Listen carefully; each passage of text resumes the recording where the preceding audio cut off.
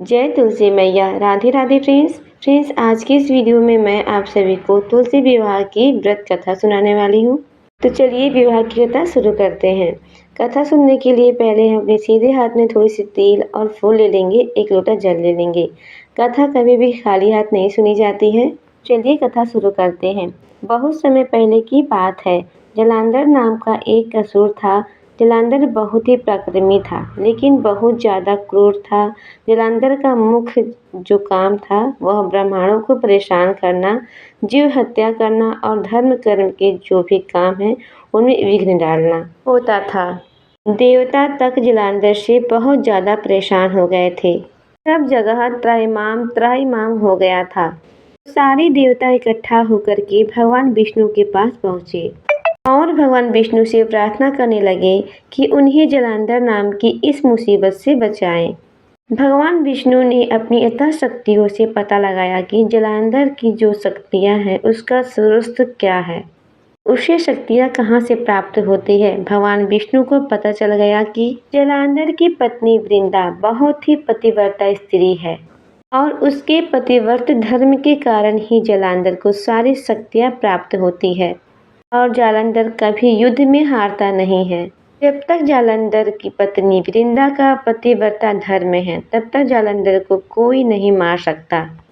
जब यह बात भगवान विष्णु ने सभी देवताओं को बताई तो सभी देवता बहुत ज़्यादा चिंतित हो गए, क्योंकि अगर जालंधर रहेगा तो पूरी पृथ्वी पर त्राहिमाम हो जाएगा, सब कुछ नष्ट हो जाएगा। सभी देवी देवताओं ने बहुत विचार विमर्श करने के बाद यह निष्कर्ष निकाला कि किसी भी तरह वृंदा का पतिव्रता धर्म भंग कराना पड़ेगा ताकि जालंधर की हत्या की जा सके। जब जालंधर किसी युद्ध में गया हुआ था, उस समय पर भगवान विष्णु ने जालंधर का रूप बनाया और जालंधर का रूप बना करके वह वृंदा के पास आ गए। वृंदा ने सोचा कि उनके पति युद्ध में विजय होकर आए हैं, तो वह वृंदा अपने पति का तिलक और आरती करने के लिए द्वार पर पहुंची। भगवान विष्णु ने वृंदा को स्पर्श किया और उससे वृंदा का पतिव्रत धर्म वहीं पर भंग हो गया। जैसे ही वृंदा का पतिव्रत धर्म टूटा, वैसे ही युद्ध में जालंधर की हत्या हो गई। और जब वृंदा को यह पता चला तो वृंदा को बहुत ज़्यादा दुख हुआ। दुखी होकर वृंदा ने भगवान विष्णु को श्राप दिया कि जिस तरह से मुझे छल से आपने हर लिया है, उसी तरह से आपकी पत्नी को भी छल से हरा जाएगा और आपको भी वही वियोग प्राप्त होगा। वृंदा ने वहीं पर अपने आप को अग्नि में समर्पित कर दिया और वृंदा वही सती हो गई। वृंदा की राख से तुलसी का पौधा उत्पन्न हुआ। भगवान विष्णु को भी वृंदा के साथ किए हुए छल की वजह से बहुत ज़्यादा दुख हुआ। भगवान विष्णु ने वृंदा को आशीर्वाद दिया कि देवउठनी एकादशी के दिन जो भी मनुष्य तुलसी का विवाह भगवान विष्णु के स्वरूप शालिग्राम भगवान से कराएंगे, उनकी सभी प्रकार की मनोकामनाएं पूर्ण होगी और बिना वृंदा के, बिना तुलसी के भगवान विष्णु कोई भी भोग कभी भी स्वीकार नहीं करेंगे। इसके साथ ही भगवान विष्णु शालिग्राम रूप में हमेशा तुलसी जी के पास ही रहेंगे। इस तरह से भगवान विष्णु ने तुलसी जी को यानी वृंदा को आशीर्वाद दिया। तभी से तुलसी जी का विवाह भगवान विष्णु के स्वरूप शालिग्राम भगवान से कराया जाता है और भगवान शालिग्राम हमेशा तुलसी जी के पास रहते हैं। तो फ्रेंड्स, यह थी तुलसी विवाह की व्रत कथा। जो भी मनुष्य तुलसी जी का विवाह शालिग्राम भगवान के साथ संपन्न कराते, उनकी सभी प्रकार की मनोकामनाएं पूर्ण होती हैं। तो देवउठनी एकादशी से कार्तिक पूर्णिमा तक कभी भी आप तुलसी विवाह करा सकते हैं। जैसे अपनी बेटियों का विवाह कराते हैं, ठीक उसी तरह से तुलसी विवाह भी कराया जाता है। तो ये थी तुलसी विवाह की व्रत कथा। इसके बाद हम एक गणेश जी की कथा सुनेंगे।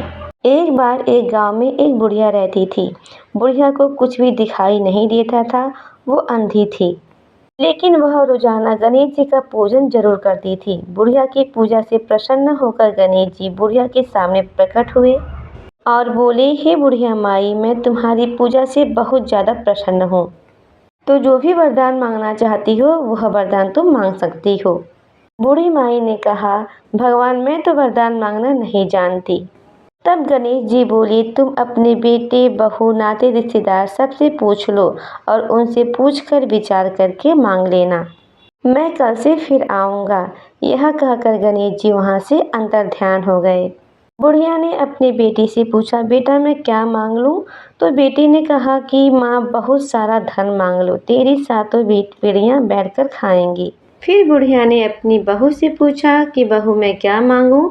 तो बहू ने बोला, माँ क्या करोगी धन का? सबसे बड़ा धन तो पोता होता है, तुम पोता मांग लो। फिर बुढ़िया ने अपनी पड़ोसन से पूछा कि मुझे क्या मांगना चाहिए? तो पड़ोसन ने कहा, क्या करेगी धन का और क्या करेगी पोते का? अपनी आंखें मांग ली, तेरा बुढ़ापा कट जाएगा। अब बुढ़िया सोच विचार करने लगी कि क्या मांगू। सोच विचार करते करते पूरी रात गुजर गई। अगले दिन गणेश जी फिर आए। बोले, बुढ़िया मांग क्या मांगना है? तो बुढ़िया माई बोली कि गणेश जी महाराज, मांगना तो मैं ना जानूं, पर आप मुझे बस इतना वरदान दे दे कि मैं अपने सोने के महल में सोने के पालने में अपने पोते को झूलता हुआ देखूं। अब गणेश जी महाराज तो जोर जोर से हंसने लगे। बोले, बुढ़िया माई मैं तो तुम्हें बहुत सीधी समझता था, तुम तो बहुत चालाक निकली, बहुत चतुर निकली। एक ही बात में सब कुछ मांग लिया, धन मांग लिया, पोता मांग लिया और आंखें भी मांग ली। गणेश जी महाराज ने बुढ़िया को सारी चीजें दे दी। बुढ़िया के पास बहुत सारा धन हो गया, पोता हो गया और बुढ़िया की आंखें भी मिल गई। हे गणेश जी महाराज, जैसे आपने बुढ़िया के साथ किया वैसे ही सबके साथ करना और सबके घर में अन्न धन से भर देना। तो फ्रेंड्स, यह थी भगवान गणेश की कथा। कथा सुनने के बाद जो अपने हाथों में फूल और तेल लिए थे, श्री हरि विष्णु के चरणों में समर्पित कर देंगे और हाथ जोड़ लेंगे। इस तरह से तुलसी विवाह की कथा पूर्ण हो जाएगी। तो फ्रेंड्स, यह थी तुलसी विवाह की व्रत कथा। कथा की वीडियो आपको कैसी लगी कमेंट करके बताइएगा और अगर वीडियो पसंद आई हो तो प्लीज़ वीडियो को लाइक कीजिएगा, ज़्यादा से ज़्यादा शेयर कीजिएगा। वीडियो पे नए हैं तो चैनल को सब्सक्राइब करना बिल्कुल मत भूलिएगा। भगवान विष्णु और माता तुलसा की कृपया आप पर और आपके परिवार पर सदा ही बनी रहे, इसी कामना के साथ फिर मिलते हैं एक और नए वीडियो में। तब तक के लिए जय तुलसा मैया, राधे राधे।